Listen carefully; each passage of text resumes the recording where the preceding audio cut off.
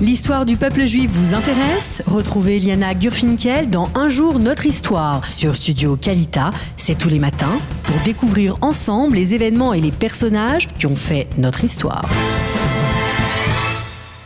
Boker Tov à tous sur studiokalita.com. Alors ce matin, j'ai décidé de vous emmener au nord d'Israël, au-dessus du lac du Tibériade, sur le plateau du Golan, car j'aimerais vous parler aujourd'hui de la ville de Gamla, qui est tombée à la date d'aujourd'hui. Alors la ville de Gamla, elle est d'abord mentionnée dans des sources talmudiques comme une ville donc, qui est murée, qui aurait une muraille déjà à l'époque de Yehoshua, de Josué.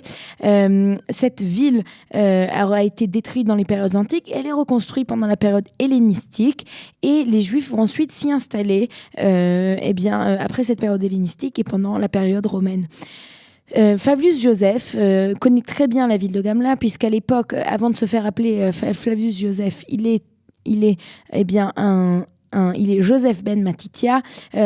Joseph ben Matithia, il fait partie, c'est un officier qui est issu d'une famille de grands prêtres hasmonéens. Il fait partie, c'est un chef de guerre. Bien qu'il ait été formé à Rome, il se bat contre les Romains à cette époque-là.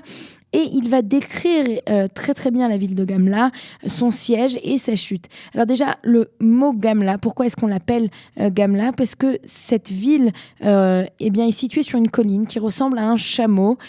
Chameau en hébreu, c'est Gamal. Voilà, ça ressemble à cette bosse du chameau.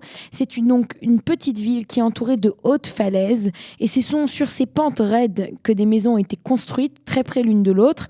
On a parfois l'impression que cette ville a été accrochée dans le ciel à un sommet pointu, prête à retomber sur elle-même vers le bas.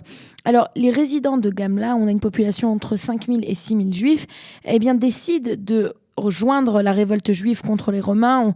On le dira, ça fait partie des villes qui tiendront le coup et qui résisteront après la destruction de Jérusalem. Et alors que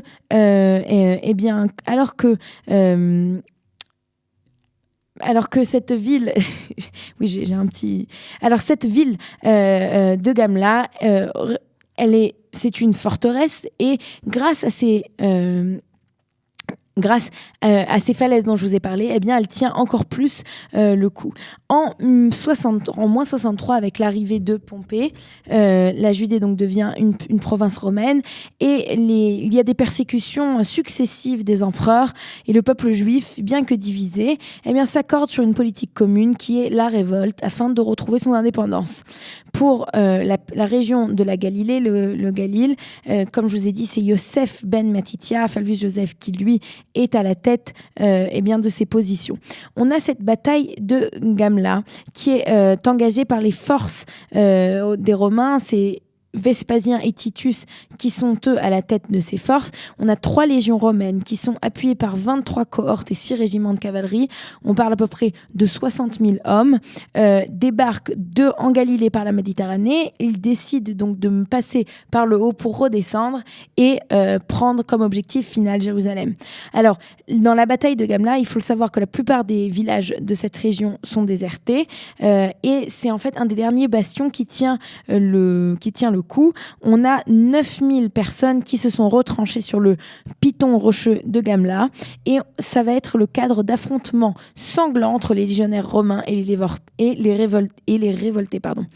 Comme la configuration avec ces falaises rend le siège impossible, le remblai, donc cette rampe que les Romains vont essayer de construire comme ils l'ont fait d'ailleurs à Masada va être inutile. Les pourparlers ne réussissent pas non plus puisque personne ne veut négocier.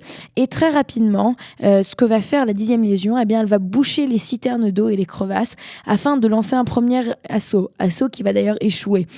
Les Romains vont lancer une seconde tentative, vont réussir à fracturer le mur d'enceinte en 3 endroits par lequel les soldats vont s'engouffrer. Mais bien que les défenseurs sont en infériorité numérique, ils arrivent à se battre et les Romains ne réussissent pas à prendre Gamla. En désespoir de cause, les Romains vont tenter de se mettre à l'abri dans des habitations abandonnées qui vont s'écrouler sur leurs occupants. On va avoir une avalanche, on va avoir beaucoup de pertes parmi les légionnaires romains et cela va, entre guillemets, calmer les forces romaines pendant un peu de temps. Le seul moyen de prendre la ville sera par la ruse, puisque toute avancée en fait est vue, puisque les Juifs sont postés sur des guets et ils peuvent voir ce qu'il se passe. Les légionnaires, entreprennent la percée d'un long tunnel qui va destiner à prendre les sentinelles juifs à revers. La manœuvre est un succès et les Juifs de Gamla, voyant que ils vont tomber aux mains de l'ennemi, préfèrent se suicider. Et c'est ainsi que Flavius Joseph, dans son livre La guerre des Juifs, estime que le nombre de suicidés serait de 5000 hommes, femmes et enfants. C'est ainsi que le dernier bastion sur la route de Jérusalem tombe, et c'est lui qui, en fait, ça entraînera un peu plus tard la destruction de Jérusalem.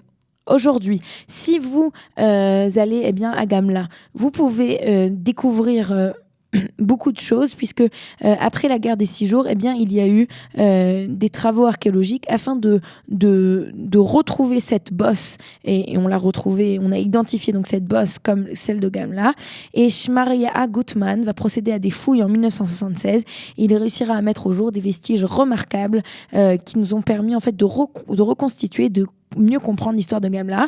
Et juste pour terminer, une des choses les plus émouvantes qui a été trouvée sur Gamla, ce sont des pièces de monnaie sur lesquelles ont été frappées l'inscription Li Geulat Yerushalayim Akdosha, pour la rédemption de Jérusalem la Sainte. Donc c'est de Gamla dont je voulais vous parler aujourd'hui sur Studio Kalita. Bonne journée et à demain. Vous aimez l'histoire juive ? Retrouvez Liana Gurfinkel dans Un jour notre histoire sur Studio Kalita, c'est tous les matins, pour découvrir ensemble les événements et les personnages qui ont fait notre histoire.